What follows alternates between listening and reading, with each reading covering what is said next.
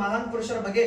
ದೇಶದ ನಾಡಿನ ಜನತೆಗೆ ಜಾಗೃತಿ ಕಾರ್ಯಕ್ರಮ ಮಾಡುವುದು ಹಾಗೂ ಎಲ್ಲಿ ಅನ್ಯಾಯ, ಮೋಸ, ಭ್ರಷ್ಟಾಚಾರ, ಮಹಿಳೆಯರ ಮೇಲೆ ಅತ್ಯಾಚಾರ ನಡೆಯುತ್ತಿರುವುದು ಅಥವಾ ವಿದ್ಯಾರ್ಥಿಗಳಿಗೆ, ಕಾರ್ಮಿಕರಿಗೆ ಅನ್ಯಾಯವಾದ ಜಾಗದಲ್ಲಿ ಸತ್ಯದ ಪರ ಧ್ವನಿ ಎತ್ತಿ ಅವರಿಗೆ ನ್ಯಾಯ ಕೊಡಿಸುವ ಕೆಲಸದ ಮಾಡಬೇಕೆಂದು ನಿಮ್ಮ ಮೇಲೆ ನಂಬಿಕೆ ಹಾಗೂ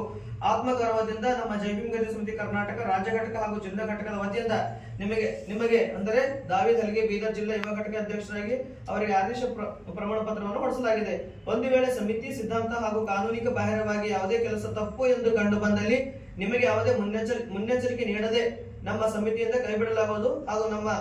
ಸಮಿತಿಯ ಲೆಟರ್ ಪ್ಯಾಡ್ ಉಪಯೋಗ ಮಾಡಿದರೆ ಕಾನೂನಿಕ ಕ್ರಮ ಕೈಗೊಳ್ಳಲಾಗುವುದು ಅಂತ ಹೇಳ್ತಾ ನನ್ನ ಮಾತಿಗೆ ವಿರಾಮ ನೀಡುತ್ತೀನಿ. ಜೈ ಭೀಮ್, ಜೈ ಕರ್ನಾಟಕ.